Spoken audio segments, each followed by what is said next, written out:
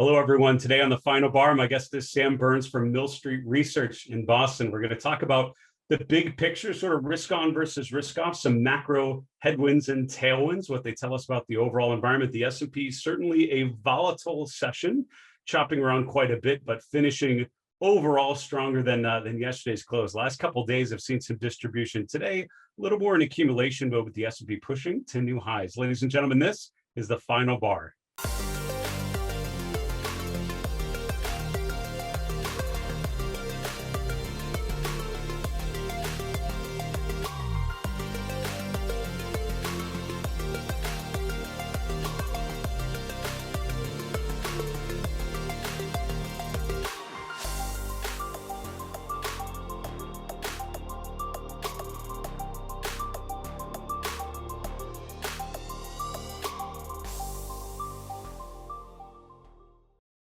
Hello, everyone. Welcome to today's edition of The Final Bar. I'm your host, Dave Keller. I'm the Chief Market Strategist here at StockCharts.com in a sunny Redmond, Washington. Thanks for joining us every weekday after the close as we break down market activity using charts, using the power of data visualization to understand investor psychology, to get our heads around what investors are thinking and feeling, and how they're voting with their capital. S&P pushing to new highs today, and again, sort of testing the upper range of where we've been for the last 6 to 8 weeks. The question, I think, for a lot of investors, do we have enough of a follow through to the upside to indicate further upside potential from where we're at? You're seeing the S&P above 4,200, closing just below 4,240. Seeing the NASDAQ 100 testing real resistance around 14,000, closing just below there, but up 1%, so outperforming the S&P. And as we see rates continue to go lower, the question I would ask is, what is the upside potential for stocks? Where do you see the leadership? That's probably the question on everyone's mind as an equity investor at all times, but especially now where adjectives I've used to describe the market are tired, extended, exhausted, but resilient, right? You see the markets continue to move higher. We have a great guest today, Sam Burns from Mill Street Research. Excited to hear his take on things. Recently, next week, we have 3 really good guests for you. On Tuesday, the 15th, David Hunter. Dave's the Chief Macro Strategist at Contrarian Macro Advisors. On June 16th, next Wednesday, we have Chris Shavacco from Shavacco Capital. On Thursday, June 17th, Leslie Juflas from Trading Live Online here in the Seattle area. 3 really, really good guests. And excited to get their take on things as well. Also, as a reminder, I will be doing my next webcast next Tuesday, June 15th, called Demystifying Fibonacci.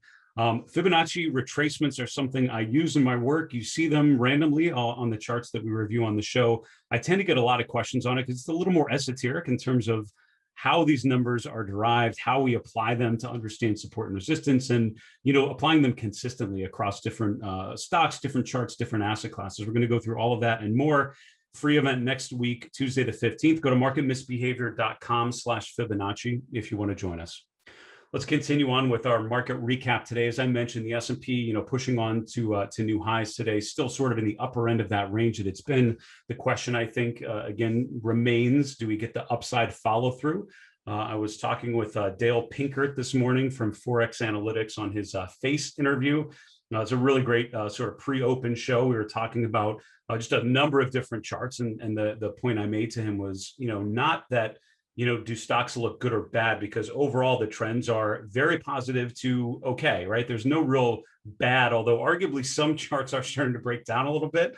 I'm thinking of home builders and some others in the short term that are starting to roll over a bit, some of the industrial stocks. But overall, I mean, there are plenty of really good, strong charts out there still in decent uptrends. So the question is less have the trends been positive up until now. It's the upside potential, right? What's the upside from here for certain sectors and different groups? And I think that's the real question to think about. But at this point, no real breakdown signs on a lot of charts, and especially on the overall market. We'll look at a chart of the S&P here in the middle, but just to catch up on what's happening, a bit of a divergence today from large to small. So the S&P up 0.5%, the small cap index, the S&P 600 down about 1.4%. Now financials were the worst of the 11 S&P sectors, which is not surprising given the weakness in interest rates and the move below 1.5% on the 10-year. But so small caps, which are a little more weighted towards things like financials, underperformed today. The NASDAQ up 1%, the VIX nearing 16, which is a relatively low level for 2021 and 2020, a reasonable middle of the road level for 2019. Other asset classes, very quickly, we've talked about the chart of the TLT. This is a chart we've featured in the last couple of days, regularly up above 140, which was sort of that short-term resistance level, really powering through to the upside to today, and 10-year yields going down to around 146, and 1.5% was sort of that line in the sand that we've talked about as well. So, if you've been looking for some sort of indication of higher prices, lower rates, and all the potential implications of that, arguably you've seen it now. And I think days like today following through are pretty significant. The dollar, by the way, is essentially flat using the UUP. Gold continuing to push to the upside. Gold charts. The chart of gold looks very, very good. I was looking at the XAU earlier, just to jump around a little bit. Dollar sign XAU, and it's interesting, it's sort of a cup and handle like pattern is how I would describe it, right? You have a resistance around 165 on the XAU, kind of this nice rounded bottom over the last 8 months, 9 months, and then we've once again hit that same level, 165. We're pulling back, sort of a shallower pullback here. A break above 165 is the trigger there. So remember, when you're talking about price patterns like head and shoulders patterns, cup and handle patterns, all that, you have the pattern and then you have the trigger or the confirmation. So it really isn't a valid signal until you get the confirmation. A lot of people like to call these patterns before they're completed. And you have to remember that this is a cup and handle breakout once you get above 165, which you call sort of the neckline, or I guess the rim of the cup, which is the highs here. And that's the idea, is you have a big run, you have this rounded sort of shallower bottom, you come back to the same level, and then a shallower pullback, a higher low from earlier, and then you break above 165. That would complete the transition. So pretty close to a good follow through buy signal on the XAU. The GDX is kind of shown a similar pattern here. Gold, I would argue, still in a pretty decent uptrend relative to where it's been. Cryptocurrencies off today. I don't mean off duty, but off on a price basis from yesterday. There's plenty of volatility, giving back some of the recent short-term gains today. Looking at a chart of the S&P here. So this is when we're looking at new all-time highs here. We made an intraday high. Looks on a closing basis like we made a new high as well. And overall, I don't think that this changes a ton. I mean, the difference with today relative to other days is you've really, you've closed below the open all the other days this week. And so it felt more distributive than anything, especially going into the close, sort of rolling over every day. Today, you get more, while it came off a little bit toward the end of the day, overall finishing above the open, which is encouraging, breaking out of this range pattern, breaking toward 4250, which we've talked about as a key level to see if it can eclipse. And overall, as a trend follower, I'm continue to follow the same trend line we've been talking about for a while. When a market's been in an uptrend like this, I've always suggested to people you should turn into a trend follower at that point. While you can try to take profits and anticipate a top, from working with institutional investors, you'd never close out something that's just working, right? You ride it until it stops working, in generally speaking. And what you've seen with the S&P is a trend that continues to persist. You see higher highs and higher lows, especially using this trend line, taking the October low, the March low, lines up with the May lows. And I think we remain above there. And until we stop doing that, the trend overall is pretty good. Now, what's interesting is we're pretty close to that trend line just because of the sideways range that we've had, which means it would not take much to actually break below that trend line support, break below the 50-day moving average, which is currently around 4160. And that's sort of the level I would be keying in on. The 50-day has been fabulous as a support level for the last 6 months or so. And I would continue to think that's most likely the case. If you would break down through that, I think 4050 is really the ultimate support level for the market here. You break that, and you have to start thinking about a further downside potential. But overall, holding in there pretty well.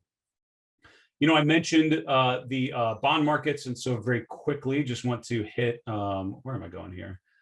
Let's go to this one, intermarket analysis. This is a chart list that has sort of all the main, charts to review. This is a chart that we featured recently. It's blurring in my head a little bit in terms of when I featured it, but this looking at the spread between the 10-year and 2-year, you can see the same thing with $TNX and look at the 10-year yield and how it's broken down through 1.5%. Here we see this ratio that's been in a clear uptrend has rotated to more of a clear downtrend. And, I think this is a challenging headwind for financial stocks for sure, right? I mean, if you look at the relative strength of financials versus, most other sectors or the S&P, it's basically this line because it's the shape of the yield curve. And if the yield curve is flattening, if that their ability to make money is being dampened by the shape of the yield curve, certainly a headwind, and financial stocks can still do okay, but the chances of them outperforming are much, much lower when this line is going downwards. But if what I just described, by the way, does not make a ton of sense, I just am uploading a video to my YouTube channel here shortly as we're recording this, talking about the yield curve and interest rates and what that would mean for stocks, particularly financials and technology. So check that out. It's called Market Misbehavior. If you've not seen it on YouTube, we dig a lot more into that particular chart today. I mentioned gold, and just to highlight the pattern in gold, we looked at the XAU. This is the GLD. We could look at the gold future as well, but overall it's had a nice break above the 200-day on the GLD, pulled back to 175, which is a good support level if you do pull off a little bit. But overall, I think this is a constructive chart. It had been overbought, pulled back a little bit, and then you look for a resumption of the uptrend. There are some things rolling over. We have to take a break here, but things I would be looking at, industrials, and that's where you're seeing some stocks like John Deere that we talked about recently. Home builders as well are an interesting group to look at. Starting to roll over, charts like Pulte and D.R. Horton and others, testing and potentially breaking down through key support. We need to take a quick commercial break. We'll be back with my guest, Sam Burns. We'll see you in a minute.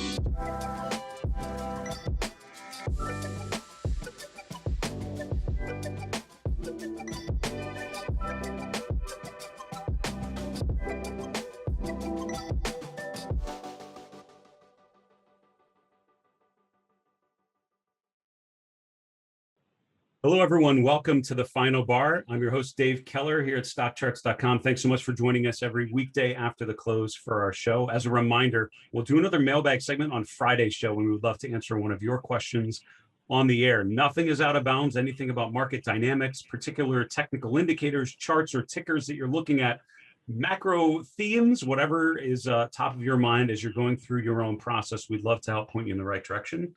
You can shoot your questions to us via email. Our email is thefinalbar@stockcharts.com.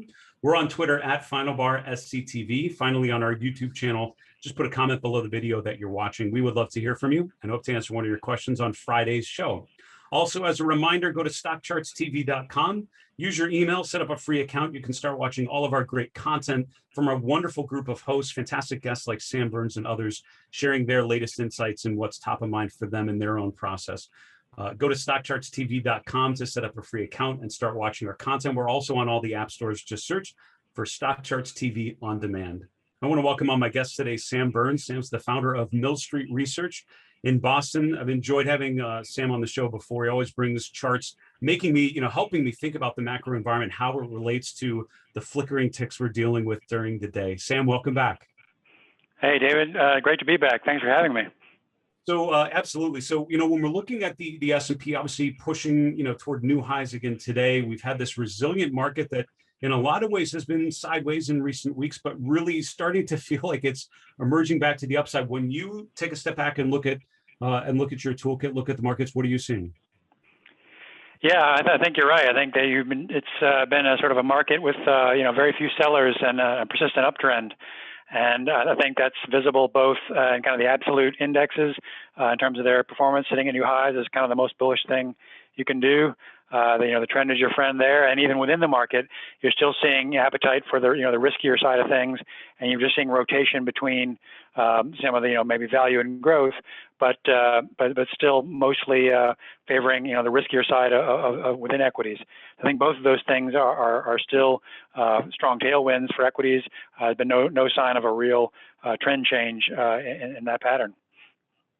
And when you think of your first chart is talking about risk appetite and, thinking about, I guess, whether we're in risk on mode or risk off mode, what indications are you seeing? Well, here it's been unusually, sort of strong and clear the last few months. Very much risk on. Almost, all of our key kind of intermediate and shorter term models and indicators have been bullish. And when you look at these indicators, you see, whether you kind of however you choose to look at it, you're seeing persistent, strong uptrends on an intermediate term basis, and sort of equities relative to bonds, which is the top section there. Stocks still outperforming bonds overall.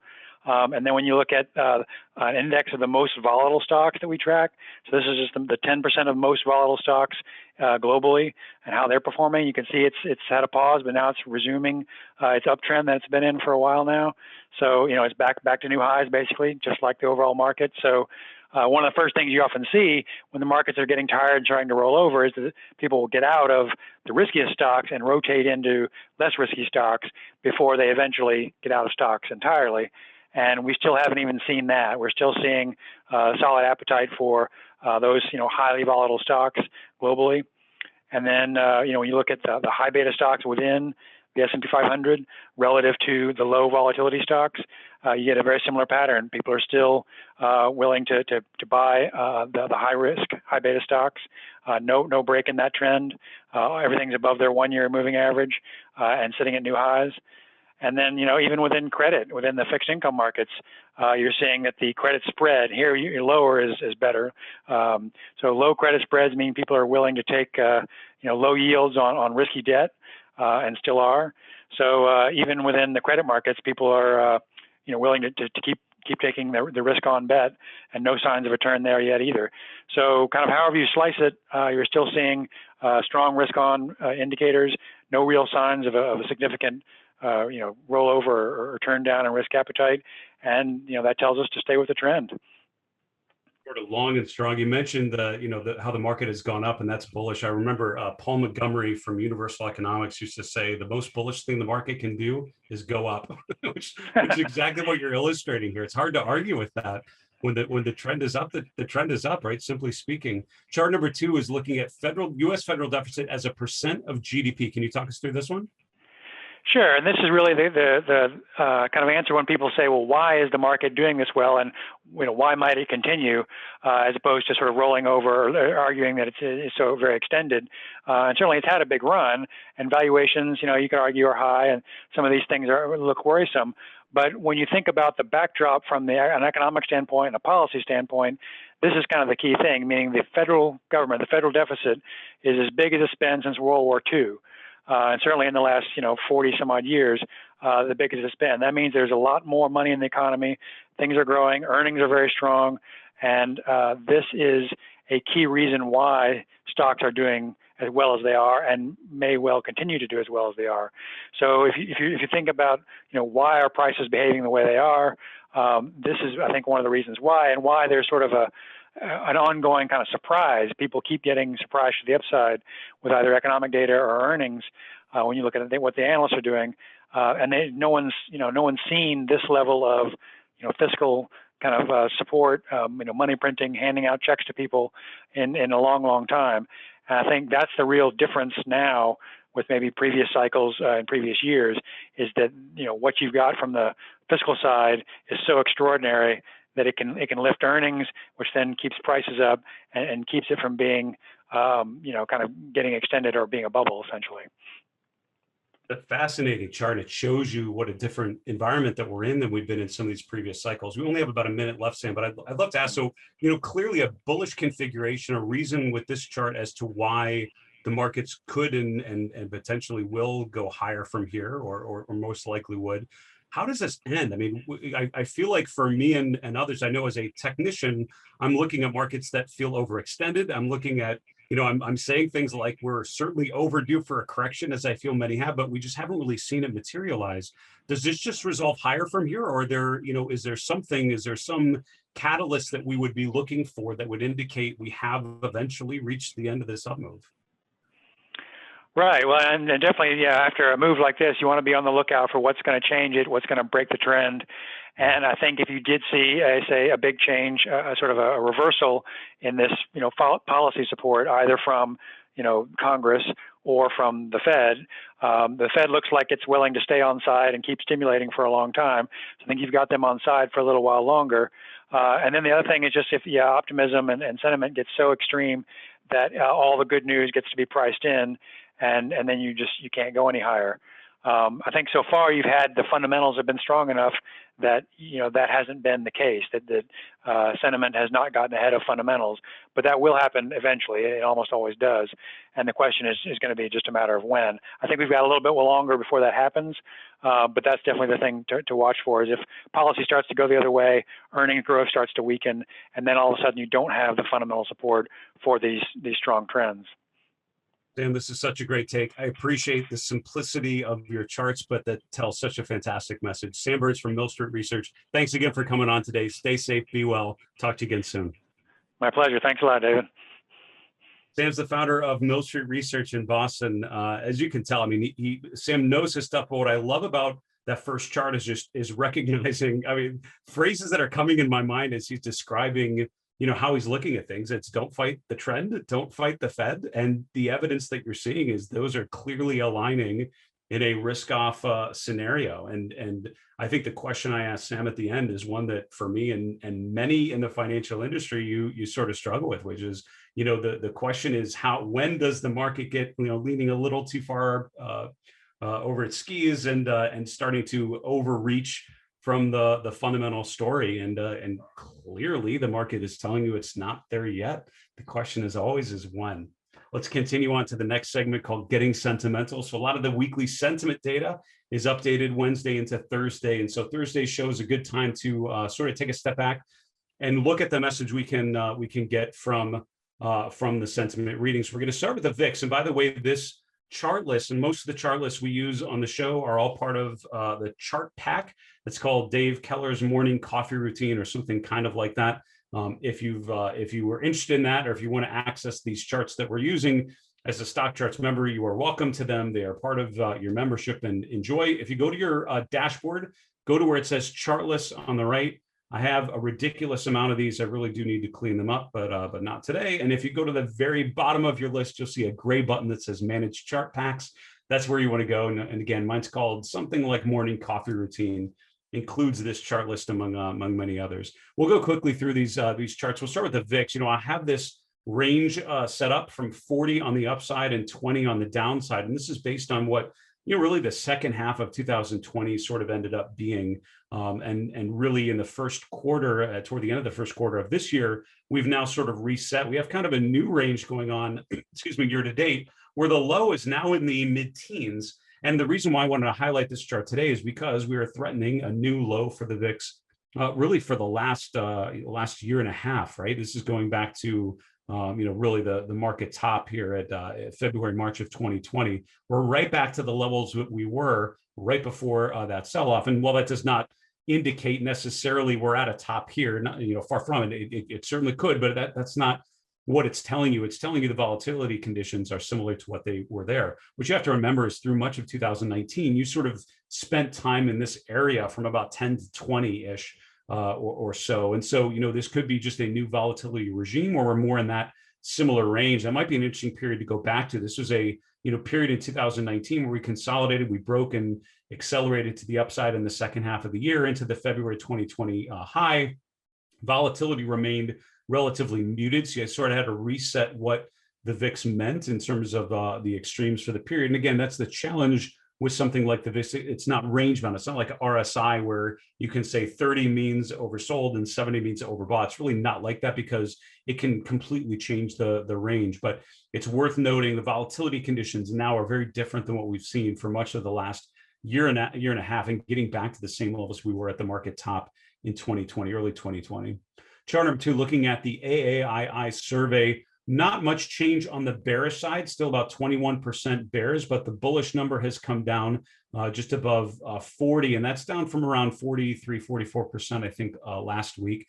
So overall, less bulls as the market's going to new highs, and sort of still in a, what I would call a healthy bull market range. Above 50% is more of a euphoric range. You're really not seeing that.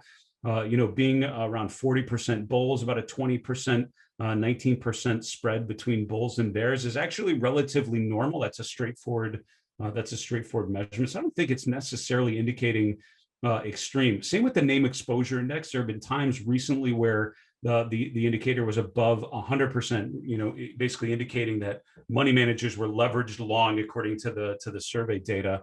It's a little more measured right now. It's more in the 80% range, which is right where it was last week, which is sort of the middle, sort of the average weighting that the name exposure index has had. If you look back over the time period, we're sort of right at the median, or it feels like we're right at the average level over time. A couple of weeks ago, we were down in the low 40s, which indicated a lot of money managers had taken, or at least stepped on the brakes for a while. I think we're back to just a healthy number of it, but not euphoric yet. And the reason why I think those last two charts are interesting is when you've seen the market push to new highs, I would get nervous if the S&P is going to new highs and you have a euphoric level of sentiment, sort of anecdotally everyone's bought. The name exposure index and the AAII survey are telling you that's not necessarily the case. That's indicating that certainly there could be potential for more bullishness if the S&P continues on from here. Where you are seeing euphoric levels are the last couple of charts we'll look at. The Rydex flows are really at the lowest level they've been. This is weighting or flows into things like the bullish funds, the sector funds versus the money market cash and defensive funds. And you can see it's the lowest. This chart's inverted just to be more in line with the market, but essentially the lowest level that we've been in going back for years and years and years. That is suggesting, based on the Rydex flows, that investors are more bullishly positioned than they've been for a while. You're also, just like you're seeing the VIX at one of the lower levels you've seen, you're also seeing put call ratios at relatively low levels again as well. Last month when we were at the May peak, it was actually a little lower when we were pushing to new highs in early May, when we just went above 4,200 for the first time. The put call ratio was actually more mid-range. Now we're actually seeing the put call ratio is very low. This is on the total put call ratio. This last chart is the equity only put call ratio. You can see we're actually at the lowest levels that we've been. So again, in general, what that tells me to be on is to be on for pullback watch when the market's extended, when the put call ratios are very, very low, indicates potentially we've made the run, and now we're waiting for the pullback. We need to wrap the show. Go to the 3 and 3 charts in 3 minutes. Here we go. Chart number one is the real estate sector, XLRE. I went on NASDAQ Trade Talks yesterday and spoke with the host there and was asked to pick a sector that I thought was most well positioned from a technical perspective. I went with real estate. And why I love highlighting this sector is not just because the trend is good, which it is, not because it's extremely overbought, which it is, not because the relative strength has been so strong for the last 6 months, which it has, but it's the fact that real estate is something people don't tend to pay attention to. REITs tend to be pretty boring. They're high dividend paying. They're not sexy. They're not offense. But there are years, if you look back at like 2014, if I remember right, sort of the middle of that bull market, the top two sectors in that year in an up phase of the market were real estate and utilities. And I think we're seeing a similar configuration right now from a pretty decent defensive bet. Chart number two is the healthcare sector. We've talked about the weakness in healthcare on a relative basis. The XLV is really starting to show signs of life here. Rotating to a new closing high today on the XLV. You're seeing bounces higher in biotech and some of the other groups within healthcare. We might do a deep dive in the healthcare sector here maybe into next week, because you're really starting to see the relative strength stabilize and then potentially making a new swing high, maybe making a new swing low here, pulling back to an ascending 50-day moving average. Lots to like on that chart right now, actually. Finally, I mentioned home builders. I'm highlighting DHI, which is DR Horton, one of those. Again, this is not the end of the world yet. This is not saying it's going to go to zero or anything like that, but I'm noticing a similar pattern to what I saw on some of the industrials chart, particular John Deere, which we highlighted this week as well, breaking down through the 50-day moving average, making a lower low and a lower high. That's more of a sign of distribution. And these are groups that have been doing really, really well. If you look at the beginning of May, both of those groups, like stocks, DR Horton making new price highs, making new relative highs, that has changed in a pretty big way. And I think breaking down through 90 on DR Horton is potentially a cause for concern for the home builder space. Folks, that's our show for today. Thank you so much for joining us every weekday after the close for the Final Bar. Get your questions in, shoot us an email, thefinalbar@stockcharts.com. We'd love to hear from you and answer one of your questions on Friday's show. Special thank you to my guest, Sam Burns from Mill Street Research, joining us from Boston today. For StockCharts.com in Redmond, Washington, I'm Dave Keller. Be safe. Have a good night. Hey, Grayson Rose here with StockCharts. Thank you so much for watching. I hope you enjoyed that video. If you did, consider giving it a like down below, maybe leave us a comment, and if you're new to the channel, you can subscribe at the link up above. We're gonna bring you daily content from an incredible collection of technical analysts and financial experts.